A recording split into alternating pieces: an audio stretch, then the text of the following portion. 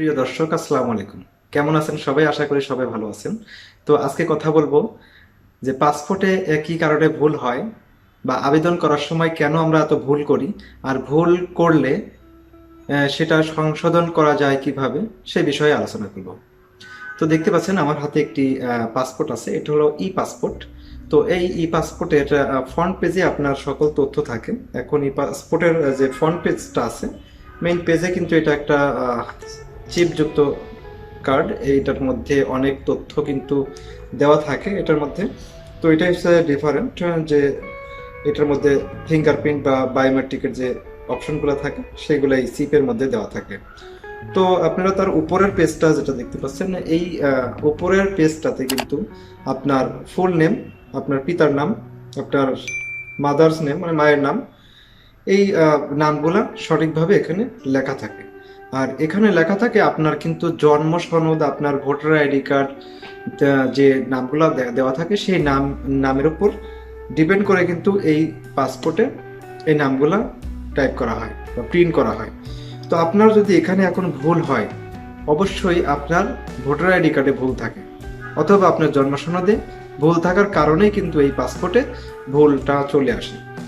আর যদি কোনো কর্মকর্তার কারণে যদি ভুল হয়, সেক্ষেত্রে আপনি যদি একটি লিখিত আবেদন করেন, তাহলে সেই ক্ষেত্রে কিন্তু আপনার আবার পুনরায় পাসপোর্ট প্রিন্ট করে দিতে বাধ্য। কারণ ওখানে কিন্তু তারা ভুল করে না এই কারণেই যে ওনারা বারবার চেক করে দেখার পরে এটা ঠিক করে নেয়।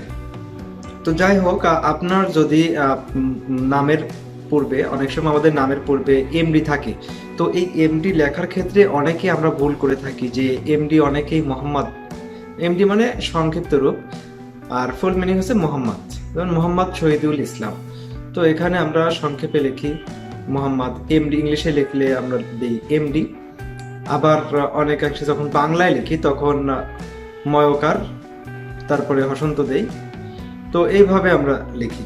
তো অনেক সময় দেখা যায় যে ভিসার কিছু কিছু দেশে ভিসার ক্ষেত্রে কিন্তু এই এমডি দিলে তারা মনে করে কি ম্যানেজিং ডিরেক্টর, এরকম একটা পদবি মনে করে। আসলে কিন্তু সেটা বিষয় না। তো এটা অনেক আগে এমআরপি পাসপোর্টের ক্ষেত্রে এটা কিন্তু তারা ধরতো, বা পাসপোর্টে এটা মোহাম্মদ অনেকে লিখতো, কিন্তু এখন কিন্তু সংক্ষেপেই লিখতে হয়। কারণ এই জন্য সংক্ষেপে লিখতে হবে, কারণ আপনার যদি জাতীয় পরিচয়পত্রে শুধু এমডি থাকে ইংলিশে, তাহলে আপনাকে কিন্তু এই পাসপোর্ট করার সময়ও এমডি লিখতে হবে। আর আরেকটা বিষয় হলো যে আপনার পিতার নাম এবং মাতার নাম, মানে মায়ের নাম বাবার নাম কোনটা দিবেন?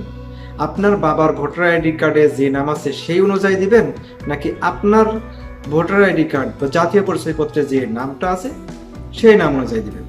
মনে করেন আপনার বাবার নাম, ধরে নিচ্ছি যে কারোর বাবার নাম মোহাম্মদ সুরুজ মিয়া, তাহলে এখন তা আপনার বাবার ভোটার আইডি কার্ডে আছে শুধু সুরুজ মিয়া, কিন্তু আপনার ভোটার আইডি কার্ড, যেটা আপনার ভোটার আইডি কার্ডে দেওয়া আছে মোহাম্মদ সুরুজ মিয়া, অবশ্যই আপনাকে মোহাম্মদ সুরুজ মিয়া দিয়েই কিন্তু আপনাকে আবেদন করতে হবে পাসপোর্টের জন্য। এই পাসপোর্টের জন্য যখন আবেদন করবেন, অবশ্যই আপনার ভোটার আইডি কার্ডে যেভাবে যে স্পেলিং বানান ঠিক সেইভাবেই কিন্তু আপনাকে লিখতে হবে।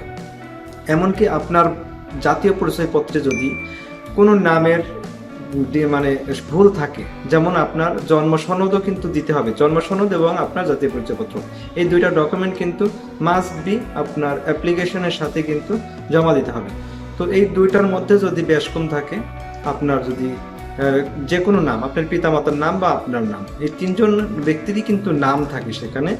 আর ঠিকানা, সেটা যদি কোনো কারণে যদি বানান ভুল থাকে সেক্ষেত্রে কোনো সমস্যা নেই, কিন্তু নামের বানানে ভুল থাকলে কিন্তু অনেক সমস্যা।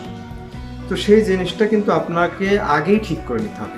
যদি জাতীয় পরিচয়পত্রে আপনার ভুল থাকে, সেই ক্ষেত্রে আপনার জাতীয় পরিচয়পত্রের যে অফিস আছে, উপজেলা নির্বাচন অফিস, সেখানে আবেদন করে আপনি আগে কারেকশন করে নিতে হবে, অথবা অনলাইনের মাধ্যমে কিন্তু আপনি এখন খুব সহজেই জাতীয় পরিচয়পত্র কারেকশন করে নিতে পারবেন। এছাড়াও আপনি জন্ম সনদও কিন্তু এখন খুব সহজেই অল্প সময়ে কারেকশন করা যায়। তো আপনাকে অবশ্যই এই পাসপোর্টের জন্য আবেদন করতে হলে অবশ্যই আপনাকে প্রত্যেকটি ডকুমেন্টের নামের স্পেলিং বানান সবকিছু কারেকশন করেই কিন্তু আপনাকে আবেদন করতে হবে। আর পাসপোর্ট একবার কিন্তু তৈরি হয়ে গেলে আর সংশোধন করা যায় না, কারণ দেখতেই তো পাচ্ছেন এখানে কতগুলো পেজ। এটা কারেকশন বলতে কিছু নেই, কারেকশন বলতে এই জিনিসটা আবার নতুন করতে হবে আপনাকে, এটা বাদ। পাসপোর্টের সংশোধন কিছু কিছু ক্ষেত্রে বন্ধ রেখেছে পাসপোর্ট অধিদপ্তর, কারণ কিছু চক্র অবৈধভাবে বিদেশ গমন বা অবৈধভাবে কারো সম্পত্তি বা চাচার সম্পত্তি এরকম কিছু অনেক কিছু অংশে এগুলা মানে জালিয়াতি করার জন্য কিন্তু চেঞ্জ করে। যেমন একবার পাসপোর্ট করেছে, তার জাতীয় পরিচয়পত্র জন্ম সনদ দিয়ে কিন্তু যাই পাসপোর্টটা করেছে, করার পরে পরে দেখা গেল সে আবার অনেক টাকা পয়সা দিয়ে তার ভোটার আইডি কার্ড মানে জাতীয় পরিচয়পত্র কারেকশন করে দিয়েছে, তখন পাসপোর্টের কোনো তথ্য দেয়নি। তারপর জন্ম সনদও কিন্তু কারেকশন করছে, করার পরে তারপরে এসে সে আবার পাসপোর্ট কারেকশন করতে আসছে। এই ক্ষেত্রে তখন কিন্তু অনেক ঝামেলা হয়, যারা পাসপোর্ট কারেকশন করে তখন 3টা ডকুমেন্ট দিয়ে তারা একটা জালিয়াতি করার চেষ্টা করে, যার কারণে পাসপোর্ট অধিদপ্তর এই অপশনগুলো বন্ধ রেখেছে। কিছু কিছু নাম, যেমন পুরান নাম আপনি কারেকশন করতে পারবেন না। যেমন আপনার পিতার নাম যদি হয় সুরুজ মিয়া, কিন্তু দেখা গেল যে আপনি এখানে এমডি ভুলে দেননি, বা আপনার ভোটার আইডি কার্ডে এমডি নেই কিন্তু আপনার পিতারটা এমডি আছে, তখন এই যে মোহাম্মদটা নেই, এই মোহাম্মদটা অ্যাড করতে পারবেন। সেক্ষেত্রে কিছু ডকুমেন্ট কিন্তু আপনাকে সাবমিট করা লাগতে পারে বা লাগবে, সঠিক ডকুমেন্ট দিতে হবে। এই ক্ষেত্রে আপনাকে অবশ্যই মানে পুরো নামটা কিন্তু চেঞ্জ করতে পারবেন না কারোরই। এই জন্য আপনি মানে নামের কিছু অংশ বিশেষ আপনি কারেকশন করতে পারবেন, যেমন কিছু মানে স্পেলিং, কিছু শব্দ, কিছু ওয়ার্ড আপনি কারেকশন করতে পারবেন। তাছাড়া কিন্তু আর কারেকশন করার কোনো সুযোগ নেই। তাই পাসপোর্ট করার আবেদন করার আগে অবশ্যই আপনাকে হাতে সময় রাখতে হবে 20 থেকে 25 দিন। এর মধ্যে আপনি সকল ডকুমেন্টের নামের বানান, ঠিকানা সব কিছু কারেকশন করে তারপরে আবেদন করবেন। তো এই ছিল বিষয়। অনেকেই জানতে চেয়েছেন যে ভাই আমার পাসপোর্টে আমি সার নেম বা গিভেন নেমে তো 2টা অপশন, তাহলে আমার নাম তো শুধু মানে সজীব, তাহলে আমি কি করব? সার নেমে কি দেব আর গিভেন নেমে কি দেব? ওখানে তো 2টা অপশন। তো আসলে দেখেন, এই সমস্যা যাদের আছে, যাদের শুধু একটাই নাম, একটা নাম বেসিক্যালি ডাক নাম হলে কিন্তু হবে না, অবশ্যই আপনাকে সেই জাতীয় পরিচয়পত্রেও কিন্তু এই সজীব, শুধু সজীব থাকতে হবে। তারপরে আপনার জন্ম সনদ, সেখানে কিন্তু শুধু সজীব লেখা থাকতে হবে, তাহলে কিন্তু আপনি এই শুধু সজীব দিয়ে আবেদন করতে পারবেন। সার নেমটা হচ্ছে বংশগত নাম, যেমন ইসলাম, আর গিভেন নেমটা হচ্ছে আপনার প্রদত্ত নেম, মানে আমার অরিজিনাল নাম। তো গিভেন নেমে আপনি আপনার যে সজীব নামটা, এই নামটা আপনি গিভেন নেমে দিবেন। আর সার নেমে এটা হচ্ছে অপশনাল থাকবে। আপনি এখন অনলাইনে আবেদন করার সময় দেখতে পাবেন যে ই পাসপোর্টের জন্য যখন আবেদন করবেন, আবেদনের যে বক্সটা আসবে সেখানে একটি অপশনাল থাকবে, অপশন থাকবে। তো অপশনাল বক্সে আপনি কোনো কিছু লিখবেন না, শুধু সজীব দিয়ে দিলে হবে। তো এই সমস্যা যাদের ছিল, আশা করি এই ভিডিও যারা দেখছেন তাদের এই সমস্যার সমাধান করে নিতে পারবেন, যে শুধু একটি নাম, সামনে পিছনে কোনো ইসলাম নেই বা মোহাম্মদ নেই, শুধু একটি নাম আছে, তাদের ক্ষেত্রে শুধু অপশনালের বক্সটা ফাঁকা রাখবেন, শুধু সার নেমে বা প্রদত্ত নেমে আপনার নামটা দিয়ে দিবেন। তো অবশ্যই সেই ক্ষেত্রে নামের এগেনস্টে আপনাকে অবশ্যই সঠিক ডকুমেন্ট থাকতে হবে, ডকুমেন্টে কিন্তু এই নামটাই থাকবে। আর ফর্মটা ফিল আপ করার সময় অবশ্যই বানানগুলা ভালোভাবে দেখে নেবেন, যাতে কোনো নামের বানান ভুল না হয়। পাসপোর্ট একবার তৈরি হয়ে গেলে আর কারেকশন করার সুযোগ নেই, আর কারেকশন করতে গেলেও কিন্তু আপনাকে পুরো টাকাই আবার পে করে নতুনভাবে আবার পাসপোর্ট করতে হবে।